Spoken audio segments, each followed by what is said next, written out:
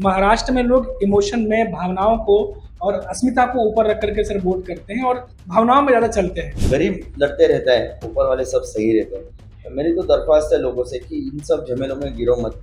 ना जात पात धर्म ये कोई चीज़ नहीं होगी। अगर इंसानियत के नाते से हम चले तो बहुत बढ़िया। सर जब आपको यहाँ से उद्धव साहब से आपकी बात हुई, उद्धव साहब ने बोला कि आपको इस सीट पे लड़ना है, सीएम शिंदे साहब के सामने लड़ना है, तो क्या वो आखिरी शर्त थे जब उन्होंने बोला कि आपको लड़ना है और आप लड़िए? देखो, मैं तो लड़ना चाह रहा था। हाँ। रीज़न बीइंग, एक टाइम के बाद ऐसे होता है कि अगर हमें लोगों को न्याय देना है तो आपको वो मुकाम पर जाना बहुत ज़रूरी है। वैसे तो महाराष्ट्र में 288 विधानसभा सीट है और कई सारी हाई प्रोफाइल भी हैं, लेकिन उनमें से एक जिसकी सबसे ज्यादा चर्चा हो रही है, जहां पर खुद महाराष्ट्र के सीएम एकनाथ शिंदे हैं और उनको सीधी टक्कर दे रहे हैं केदार दिघे, और वो हमारे साथ मौजूद है। सर सबसे पहले तो बहुत चर्चा है इसकी सीट की, और जितना आसान पहले लोग समझ रहे थे क्योंकि वो लगातार जीतते आए हैं, लेकिन जब से आपका नाम सामने आया उसके बाद इस सीट पर मुकाबला जो है वो कड़ा माना जाने लगा। और आपने भी सर आते ही सबसे पहले जो कई बार के विजेता रहे उनको सीधी टक्कर दे दी आपने भी। नहीं, देखो, हम जिस पार्टी से बिलोंग करते हैं वहाँ पर आदेश चलता है। जी। तो पक्ष प्रमुख उद्धव बाला साहब ठाकरे जो हमारे पक्ष प्रमुख हैं, उन्होंने अगर आदेश दिया कि ये सीट से आपको लड़ना है, जी। तो एक सैनिक करके मेरा ये कर्तव्य बनता है कि मैं वहाँ से लड़ूँ। रही बात मैं किसको टक्कर दे रहा हूँ या नहीं टक्कर दे रहा हूँ, मुझे ऐसा लगता है जो जो चुनाव है, तो चुनाव ये विकास के मुद्दे पर लड़ना चाहिए। और वहाँ पर अगर गए 15 साल में अगर विकास नहीं हुआ रहेगा, तो हमें ये देखना चाहिए कि आने वाले 5 साल में हम लोग क्या कर सकते हैं। रही बात किससे लड़ रहा हूँ, तो मुझे ऐसा लगता है ये कोई बड़ी बात नहीं, क्योंकि कोई भी राजकीय नेता हो, आमदार, मंत्री, अ, शायद से खासदार हो, तो वो बनता है लोगों के बदौलत, लोगों का आशीर्वाद मिलने के बाद। तो मैं वही आशीर्वाद चाहता हूँ लोगों से, ताकि मैं 5 साल में, आने वाले 5 साल में कुछ बदलाव ला चुका हूँ। और दिघे साहब ये हमेशा जनता में रह चुके हैं, इस ठाणे के जनता में उन्होंने पूरी ज़िंदगी गँवाई। तो मैंने यही सोचा कि अगर वहाँ से ही शुरुआत होनी है, तो मैं कोई भी रथ यात्रा न करते हुए मैं पद यात्रा कर रहा हूँ, मैं लोगों से संवाद साधना चाहता हूँ। लोगों की समस्या क्या है ये समझना चाहता हूँ। और गए 10 दिन से लगभग 20 से 22 किलोमीटर दिन के हम लोगों के पास हर डोर टू डोर कैंपेन कर रहे हैं, और बहुत बढ़िया जो रिप्लाई है, जो रिस्पॉन्स है वो लोगों से मिल रहा है। सर ऐसे ऐसे कैंडिडेट को खड़ा कर दिया है कि वो खुलकर कुछ बोल भी नहीं पा रहा है आपके खिलाफ। हमने देखा जिस तरीके से एकनाथ शिंदे उद्धव ठाकरे को बोलते हैं या बाकी नेताओं को बोलते हैं, खुलकर बोल भी नहीं पा रहे हैं जो उनके सामने कैंडिडेट है। ये भी मजबूरी हो गई उनकी। नहीं, देखिए, वो उनका ये है कि भाई उन्हें क्या बोलना चाहिए, क्या नहीं बोलना चाहिए। पर मुझे ऐसे लगता है कि कोई भी लड़ाई हो इस राजनीति में, जो स्तर नीचे के इस पर गया हुआ है, जिस महाराष्ट्र की संस्कृति नहीं थी, वो कहीं पर तो अगर अच्छी होनी रहेगी, तो वो मुकाबला एक फाइटिंग स्पिरिट के साथ लेना चाहिए। और इसके अलावा जो हम वादे कर रहे हैं, जो बता रहे हैं लोगों को, वहाँ पर लोगों को फिजूल वादे करके या झूठे सपना दिखाकर उनकी ज़िंदगी बर्बाद करने से अच्छा, तबाह करने से अच्छा हम उनकी ज़िंदगी सँवारें। और जो गए 15 साल में जिन लोगों को जो मूलभूत सुविधा मिलनी चाहिए थी, वो मिली नहीं है। तो मैं ये चाहता हूँ, भले उनकी ज़िंदगी तो 45-50 में तो आगे, तो आधी उम्र तो ख़त्म हो गई, पर उनके जो बच्चे हैं, उनका जो भविष्य उज्ज्वल रहना चाहिए, उसके लिए काम करना चाहिए, और उसके लिए मैं ये लड़ा। केदार सर हमने ये भी देखा कि बहुत सारे लोगों से हमने बातचीत भी की है, बस्तियों के पुनर्वसन की बात हो, चाहे नए हॉस्पिटल्स बनाने की बात हो, जो मूलभूत सुविधाएं हैं वो कहीं ना कहीं जो वाकई में यहाँ और ज्यादा मिलनी चाहिए थी, क्योंकि सीएम खुद यहाँ से आते हैं, वो कहीं ना कहीं लोगों को ऐसा लगता है कि कम मिली है, उस लेवल पे नहीं मिली है। तो जब आप लोगों से मिल रहे हैं, बातचीत कर रहे हैं, तो आप भी क्या ये बातें कह रहे हैं कि हमारे आने के बाद ये चीजें जो नहीं हुई वो ज्यादा होंगी, या वो क्या कह रहे हैं सर आपसे? कभी भी आप जिस मुकाम पर जाना चाहते हो, और ये हम अ, अगर सोच कर चले कि लोगों के आशीर्वाद के वजह से या दिगे साहब के आशीर्वाद की वजह से अगर हम लोग उस मुकाम पर पहुँचे भी, तो ये होता है कि पहले के 10 साल या 5 साल या 15 साल में क्या हुआ, तो उसकी अकाउंटेबिलिटी होनी चाहिए। क्योंकि सिर्फ नए-नए वादे करना और वो पूरे नहीं करना, वो जायज़ नहीं होगा। रही बात जो चीज़ पहले 15 साल में आनी चाहिए थी, वो आज तक आई नहीं। जैसे कि आपने कहा यहाँ पर हॉस्पिटल है, तो सुपर स्पेशलिटी हॉस्पिटल नहीं है। यहाँ पर बच्चों के स्कूल्स की हालत आप अगर म्युनिसिपैलिटी स्कूल्स की देखोगे, तो बच्चा वो एम्बियंस में, वो वातावरण में किस तरीके से वो पढ़ाई करना चाहेगा। जो गरीब बच्चे, जो गरीब जनता जो रह रही है यहाँ पर स्लम्स में, या जिन्हें चौल में, या जिन्हें सोसाइटीज़ में, उनकी हालत आप जाके देखो, वहाँ पर पानी की बहुत बड़ी समस्याएं हैं। बहुत सारे सोसाइटीज ऐसे हैं जहाँ पर समस्या है। यहाँ पर रास्ते बनाए जाते हैं, पर रास्ते में गड्ढे होंगे ये समझकर, या ये होने वाले हैं ये पकड़ कर ही ये लोग चलते हैं, और उसके लिए टैक्स पेयर्स का पैसा ये प्रोविजंस में रखते हैं ताकि कल खड्डा हो जाए तो उसमें हम लोग वो गड्ढा भर सके। इसका मतलब ये है कि ये लोग कॉन्फिडेंट नहीं है कि ये लोग जो रास्ते बना रहे हैं वो अच्छे क्वालिटी के हैं। तो यहाँ पर भी भ्रष्टाचार हो रहा है।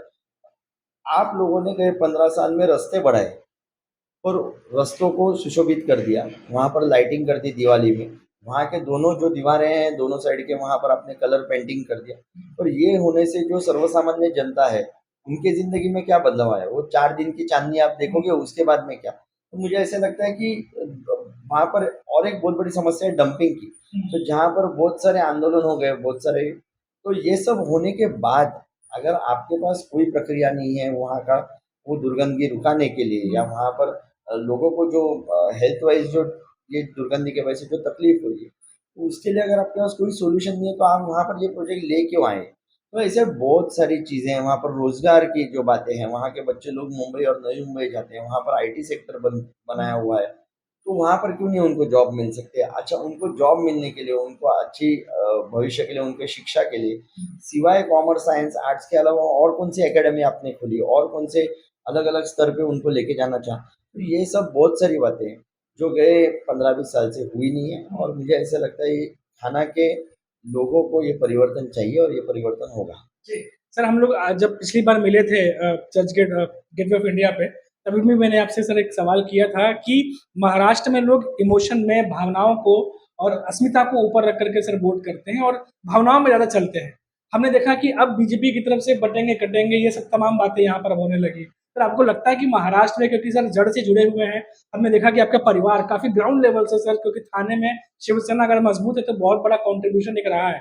तो ये चीज़ें आपको लगता है सर चलेंगी?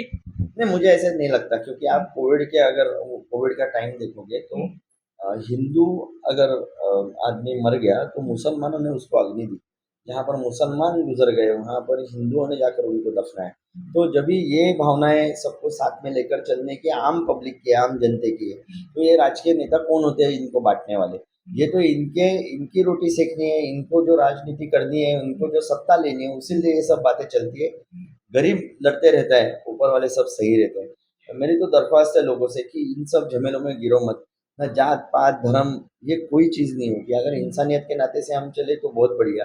दिघे साहब जब तक थे तो दिघे साहब ने गर्व से कहा हम हिंदू है, जो बाला साहब ने कहा था वही वो कह रहे थे, पर इसका मतलब ये नहीं था कि हमारा धर्म श्रेष्ठ है तो दूसरे के धर्म को हम लोग गाली दें। तो दिघे साहब के साथ सभी धर्म के लोग, सभी जात पात के लोग साथ में थे, और उन्होंने ये देखा था कि ठाणेकर जनता को हम लोग अच्छी सुविधाएं कैसे दे पाए। पर ये जो लोग अभी जो है सत्ता में, ये लोग उसमें कम गिरे। आप लोग महाराष्ट्र की बात कर रहे हो, मैं तो कह रहा हूँ जिस कोपरी बात पकड़ी कॉन्स्टिट्यूएंसी से सब कुछ सीएम साहब बिलोंग करते हैं, तो वहाँ पर उन्होंने क्या किया है, ये एक बहुत बड़ा मुद्दा है। और लोगों को ये जानना चाहिए कि भाई हमारी जिंदगी ये भावनाओं पर चली, और आने वाले कल, आने वाले हमारे बच्चों की जिंदगी ये वही भावनाओं पर उसका इस्तेमाल न हो। उनको जो आदर्श जिंदगी चाहिए, उनको जो अच्छी जिंदगी चाहिए, वो हम कैसे देना चाहते हैं। और आज का जो युग है जहाँ पर बच्चे सीख रहे हैं, बड़े हो रहे हैं, वहाँ पर जो अच्छे अच्छे जॉब्स कर रहे हैं, वो बिजनेसेस कर रहे हैं, तो ये सब चीज़ के लिए हम लोग उनका मनोबल कैसे बढ़ाना चाहिए, इस पे ध्यान ध्यान जी, देना चाहिए। जी, बिल्कुल। हमारे दर्शकों को बता दें, वैसे आपको ये बात पता ही होगी कि जिनको एकनाथ शिंदे गुरु मानते थे, उन्हीं के भतीजे आनंद दिघे के भतीजे हैं केदार दिघे, और इसीलिए ये लड़ाई बहुत ज़्यादा दिलचस्प मानी जा रही है। पूरे महाराष्ट्र के साथ-साथ देश की नज़र भी जो है वो इस लड़ाई पर है। दरअसल बहुत बड़ी रिस्पॉन्सिबिलिटी है। सिर्फ़ आप जीतेंगे तो सिर्फ़ ये विधानसभा सीट नहीं जीतेंगे, बल्कि काफ़ी उलट-फेर जो है वो कर देंगे आप इस बार महाराष्ट्र की राजनीति में, अगर ये जीत जाते हैं तो। मेरी मेरी मेरा तो ये मानना है कि अ, हर एक उम्मीदवार ये जीतने के लिए ही वो इलेक्शन में खड़ा होता है। और ये सब करने के अलावा जिन लोगों को जो बेसिक नीड्स चाहिए, जो मूलभूत सुविधाएं हैं, उनके हक की है, वो मिलने के लिए हम क्या कर सकते हैं, वो देखना चाहिए। और कल मैं अगर लोगों के आशीर्वाद से अगर जीतता हूँ, तो भी मैं सभी दलों के लोगों को साथ में लेकर इस कोपरी पाँच पहाड़ी शहर का विकास कैसे कर सकता हूँ सही मामले में।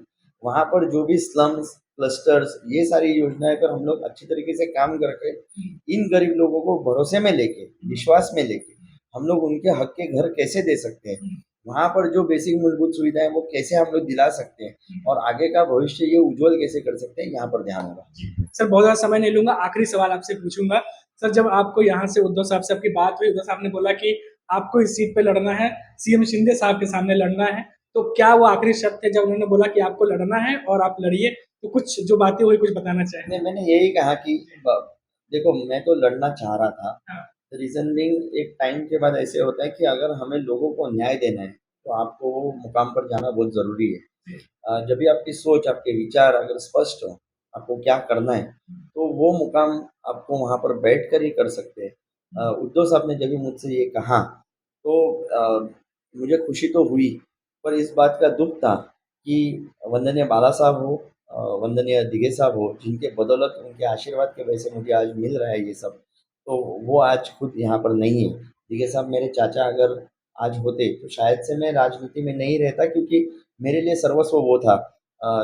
दिघे साहब मेरे चाचा रहने के कारण मुझे मेरा कोई राजनीतिक उनसे रिलेशन नहीं था, मेरा तो खून का रिलेशन था। तो मुझे ऐसा लगता है कि ये अगर उद्धव साहब ने मुझे ये चांस दिया है, ये अपॉर्चुनिटी दी है, तो मैं ये देखूँ कि अगले आने वाले 5 साल में मैं लोगों के लिए क्या कर सकता हूँ। जिस बना पर हमारा पक्ष भी बढ़े, लोगों को उनका हक भी मिले, और यही खरी श्रद्धांजलि मेरी मेरे चाचा के प्रति रहेगी। जी, बिल्कुल। Thank you so much sir, आपने समय निकाला और लगातार आपकी रैलियाँ चल रही है और हमसे बातचीत की आपने। Thank you so much sir. तो देखिए 20 तारीख को जब पब्लिक उतरेगी, जनता उतरेगी महाराष्ट्र की वोट करने के लिए, उसके बाद 23 को जब काउंटिंग होगी, तो जो सस्पेंस बना हुआ है, जितनी भी सीटें हैं उस पर सबसे पर्दा उठ जाएगा। तो अभी के लिए फिलहाल इतना ही, फिर लौटेंगे तो बात करेंगे किसी बड़े नेता से, किसी और बड़े विधानसभा की सीट के बारे में। तब तक के लिए मुझे इजाज़त दीजिए और आप देखते रहिए 4 PM। नमस्कार।